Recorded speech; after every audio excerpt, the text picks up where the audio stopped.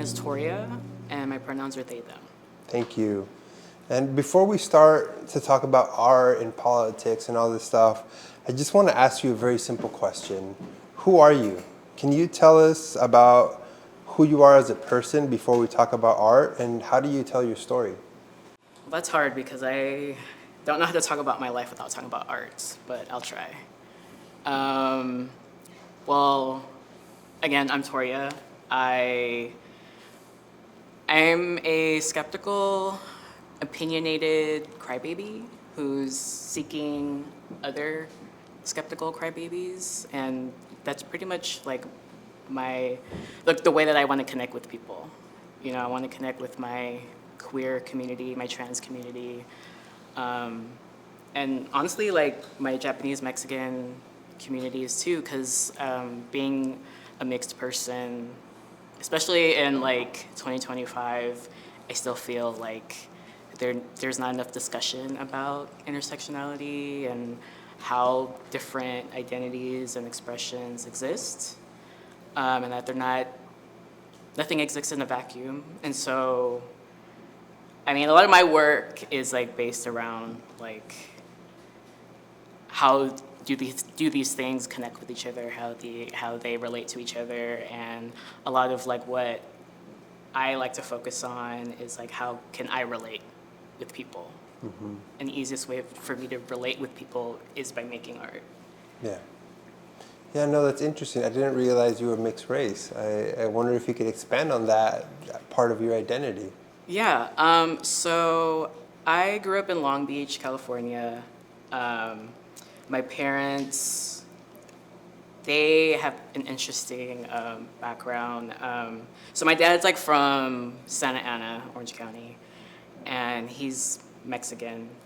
And he met my mom because they were both, I'm just gonna be real, they were both dealing with issues of addiction. And so they met during like being in the program. And my mom, she is half Japanese, half white. And with her parents, like my grandparents, they met in the Navy because my white grandpa was, you know, stationed in Japan, who met my grandmother. And so once he was stationed in Long Beach, that's kind of where I feel like where my family starts, but then kind of like where my life starts. Yeah.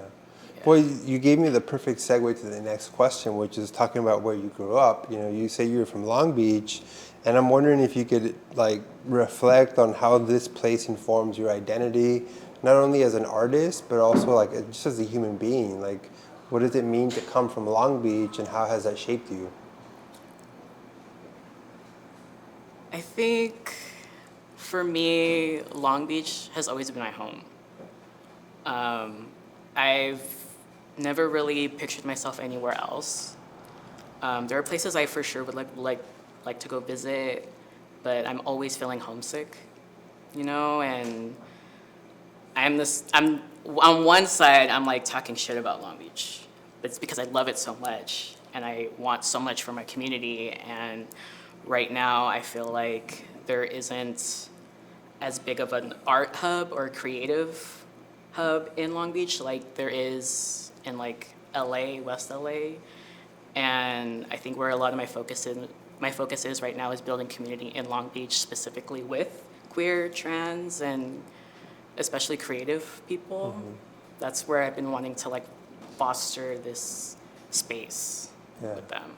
Well, it's interesting too because you and I met at Cal State Long Beach, so like you're clearly committed to that community where you even decided to study there. Right. And I'm wondering if you could expand on sort of like the creative community that you're finding there. So for a long time, I was really focusing on my practice in a very individualistic way. And I think the older that I've gotten and the more my views have been progressing, I feel like it's like a misstep. Like I feel like what I was lacking so much was having community around me. And so I feel like not until in my 30s where I started really finding like my people and finding my community and finding my freaks, you know, and it's made such a difference in my work today. And so now, like, I've been working with a lot more local artists in Long Beach, I feel like we're all trying to do the same thing. We're trying to build up relationships, we're trying to build community in spaces that don't have creative outlets. Yeah. And so, talking about going back to Long Beach, like, I'm from Northside Long Beach, and Northside Long Beach has, for the longest time, had a really bad reputation. And I take that personally, because I take most things personally. But there is like such a necessity for the arts, and such a necessity in a city like Long Beach, specifically Northside, specifically Westside, because that's where my families are. I grew up, in the same childhood home is set in Long Beach, in Northside Long Beach. My grandparents live Westside Long Beach, you know, so I'm constantly that annoying, like, I'm from Long Beach, you know, but I'm really proud of that. And so when I see policies and see like current attacks of community members in Long Beach, it frustrates me. And so as of today, I've been trying to, you know, with other creatives and other artists, try to come up with ways of how to use our work, our practice, to not only impact our communities, but like materially impact our communities. Yeah. Thank you. Well, I'd love to now talk about your art, because I know you're a very talented artist. So I'm wondering if you could tell us, since you want to talk about your art, tell us about your art and what sort of art do you make and why are you driven to make it? Also, what sorts of topics do you explore in your art and what political relevance does it have for the advocacy you are a part of? Well, I do a lot of more visual arts, so like I've kind of dabbled in multiple things at once. I screen print, I paint, I make illustrations, and a lot of them stem from just as a response to current happenings. You know, like for example, I make a lot of work about not just only uplifting trans people, but like kind of like fighting back, you know, where I'm like, no, I'm not gonna be okay with these breadcrumb policies. I'm not okay with, you know, not being able to find work, not being able to find housing, you know, and a lot of it is in response to my anger, because I feel like with my anger, that keeps me motivated, that keeps me focused, you know, it keeps me wanting to do more and wanting to do better. And so with my work, like I do a lot of screen printing, because I found that to be an accessible way for people to engage and enjoy my work. And something that I was thinking about on the way here was just having accessibility with my work. You know, like I was taught in school to like, you know, show your work in galleries, show your work in museums, and it didn't occur to me that it was like, oh, it's because you're selling your work to these buyers, to these private collectors, and to me that was something that I was just not interested in. And I was interested in having, you know, my community have my work, you know, but how am I gonna make my work accessible? So I was like, everyone loves a shirt. You know, everyone loves like a bold message, or I would think so, I do, you know, and I felt like, you know, making posters and making prints and making shirts and, you know, designing flyers was something that was like accessible and easy for people to engage with. Yeah. Yeah, I mean, printmaking itself is a tradition that has like 500 years of like of history behind it, and it's known as a democratic medium, right? Because Right. it's more accessible than say a painting or fine art. Right. So I definitely see that in your work. But I am familiar with your shirts, and there's one in particular you made about the gender cult, and I wonder if you could tell us about that one and your motivation behind it. Yeah, so the Gender Cult Club design I created was in response to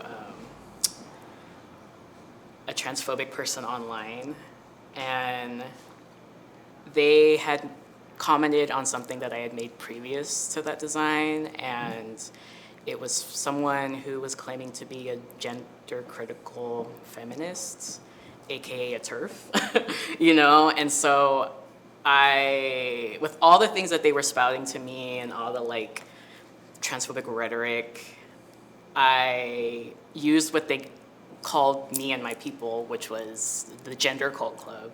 I took that and ran with it. So I took that and, you know, made a shirt design of like a demon in drag, which is based off a real drag performer who's also non-binary. And so I just was connecting these things together and was like, okay, cool. You know what? You're right. I am part of the Gender Cult Club, and I am gonna round up members and have like community stand by me. And I had such a great response from it. And honestly, it was something that helped me channel that like anger and frustration with like people coming into my space and telling me things that like I just aren't necessary for me to hear. Yeah. Yeah, no, I definitely, it's interesting that you talk about anger, because I definitely see your artwork as very confrontational, and I don't mean that in a pejorative sense. It's very much like you're channeling the anger to sort of respond to it in a creative and powerful way. Right. And there's another shirt, I think, or a poster where you sort of insinuate that transphobes need to lose a tooth. And I'm wondering if you could tell us about that one as well. Yeah, so the line I was using was there are girls with penises, boys with vulvas, and transphobes without teeth. And I was inspired by this like radical graffiti that I saw online, and it was in a Spanish version. And so I made both an English and a Spanish version of the shirt. But honestly, that was just me just sketching out a mouth with broken teeth in. You know, I wasn't expecting it to be something people wanted to see. Because, I mean, it's not a super approachable image either. And so, yeah, a lot of times it's just like the work that I make is in response to direct attacks on like trans people and queer people. And because like I don't take shit, that's how I respond to things. Yeah, thank you. Well, I want to get back a little bit, sort of like your life story that you touched on. I'm wondering if you can tell us, how does your life story inform how you approach your work as an artist and cultural worker, and what led you to this work? I feel like that's such a loaded question, and I think of so many things when you ask me that. I think of my life story as my family, for example. And you know, I talked about my parents, and they've made up so much of my makeup as a person. And although my dad passed away when I was only 9 years old, there's a lot of grief that came with him, but like also the grief of the relationship I no longer have with him, and the relationship I wish I could have had with him. And for a long time, I mean, to this day, I'm not sure of how he would feel about me being queer, me being trans. But because my mother ended up being my rock, she has been super supportive in not only in my art, but like also in my transness and my queerness. And it's definitely a learning curve, but she has always been like open arms with me. And where I'm grateful to her to have as a parent, especially a parent who, you know, is working class, someone who didn't grow up in a wealthy, healthy upbringing, who's encouraging me to pursue art.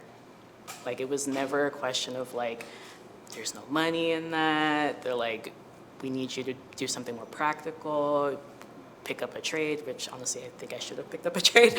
But no, I think because of her encouragement, honestly, like, and seeing how like the issues that come up today and how I've been responding to them, it kind of just made sense for those two things to come together for me. Yeah. Thank you.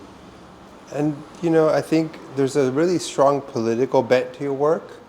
And I don't want to project that onto you. That's my take on it.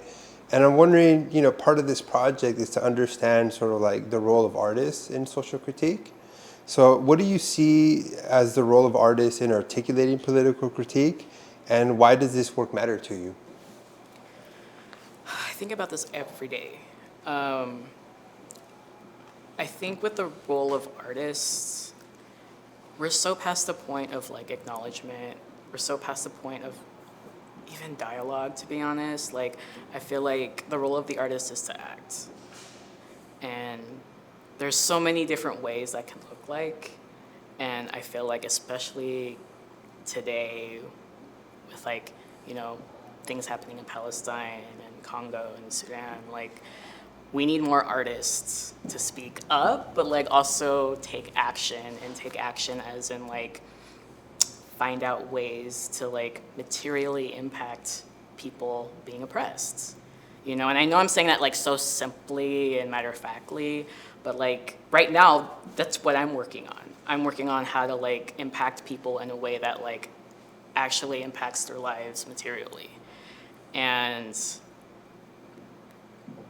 yeah, the work matters to me because we're all connected. Like our struggles are all connected. And I think like the issues that are happening in Palestine help me very much so to see that. Like when I hear people talk about things in such a singular way, in a narrow-minded way, like I get like frustrated, and like, but I have to also kind of like take a step back and realize like they're at a different space than I am. They're in a different place than I am, and like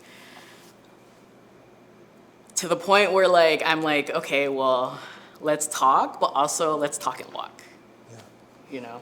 Yeah, no, I think you bring up a great point, right? Like I always say, there's nothing wrong in making art for art's sake, but art has this powerful capacity to actually like move beyond symbolic acts of resistance. And you kind of speak to that about the materiality of what should come next, right? So I'm wondering, like, what are your thoughts? Because it's something that I think a lot about. Like, you bring up like representation is not enough. It's not. It's not just about recognition. Right. It's about leading for a call to action. And I'm wondering, in your work, what is your call to action? My call to action right now, if we're talking more specifically, is, and it's something that me and my partner talk about a lot, and they've instilled in me, is talk to your neighbors. I got connected to a 19-year-old in Palestine who's now an amputee, and one of the ways to help him is to help him pay for a prosthetic leg, help him pay for a tent, help him pay to support his family, and how can you do that as an artist? I made, a handful of designs speaking to Palestine, all the Free Palestine work, all the, liberation for Palestine. We've set up fundraisers and organized events to where like all the proceeds go towards like Amjad, which was the 19-year-old I was referring to. And to me, that makes the most sense. So if I'm making, Protect the Doll shirt, what am I gonna do with that? I'm gonna use the proceeds as mutual aid for dolls that need housing, for dolls that need, shelter and work and resources. Yeah, that makes a lot of sense. You talk about supporting others, but part of the goal of this project is to understand, what sort of support people from our community need. So I'm wondering if you could tell us, what support do you in particular need as a culture worker, and how does this intersect with your gender identity and role as a creative? For me, the support I need is community. I definitely, desperately need community, and that's so much more abundantly clear now. But materially, I need art institutions to take trans and queer artists seriously. Like, for example, applications to residencies, applications for grants could be a lot more like accessible and way less intensive to fill out. So many times I'm like burnt out from taking weeks of my time filling out application after application, updating my resume, portfolio, to not even get a call back or even make it to an interview. And that's been impacting me so much more now since I've, left my last job a year ago. And so the one thing that's helping me sustain my practice is community. Yeah. Yeah, I mean, and I don't mean to pry. I know that you've experienced transphobia in the workplace. So I'm wondering, how can, if arts organizations are listening, what needs to be done better? Because I think that there's still the reality that gender nonconforming people face transphobia in really subtle ways. Art organizations and institutions need to listen to trans people. It's such a basic thing to use someone's pronouns. No one is saying you can't make a mistake, but you need to make an effort. You need to make an effort to get to know your staff, regardless if they're trans or queer or not. You need to make an effort to treat people with respect and dignity. That's just, again, that's just basic things that a decent person should know. It's especially as someone who came out as trans in later into their adulthood, I've been witnessing the shift as an adult, and it's rough. And seeing other queer, creative folks, queer brown folks treat gender nonconforming people and non-binary people in such a deplorable way is honestly really disappointing. Yeah, I mean, it kind of speaks to the intersectionality you brought up, right? Because I think we're so attuned to thinking about race and class and maybe cisgender norms, but Right. very rarely do we think about gender identity as something that also intersects with all these other categories of being. Right. And I think, you spoke about your needs, but I'm wondering if we can speak more generally, because this is a project to understand how to support BIPOC, gender nonconforming, and trans communities. So generally speaking, what are the most pressing needs for BIPOC, trans, and gender nonconforming artists who face not only racism and violent anti-trans rhetoric, but also the undervaluation of creative labor? I think number one, housing. Number two, healthcare. Again, basic survival needs. And since, we're all living under capitalism, work, a livable wage. If trans people had these three things, it would be a great vision. I don't know. I know so many trans people that are, not thriving. They're very much in survival mode. And I hate to see that. And so I don't know what it's gonna take for our government to do something, but I'm not gonna wait around for it. I'm gonna, be involved and organize with people who can do something. But yeah, I think those are the most pressing needs still. Thank you.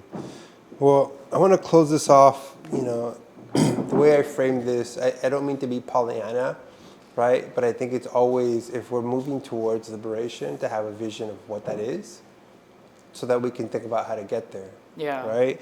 And so I want to ask you, what is your vision for a trans future? And what does the trans liberation look like for you? That looks like, for me, trans kids becoming trans adults becoming trans elders. A trans liberation to me looks like a thriving trans community where everyone could just be freaks and it's fine, and we're all just surrounded in nature, being creative, and not being crushed under the weight of capitalism and white supremacy. I kind of see this question as like how I view gender and art. I just see it as something expansive, and there's so many ways like that can look like. That doesn't have to look like what it is currently. Yeah. And what do you think it'll take to get us there? A lot of inconvenience and annoyances and having to deal with each other. That's just part of it. That's part of community. It's not going to be this like ideal utopia. There's going to be a lot of conflict and a lot of like conflict resolutions that need to happen.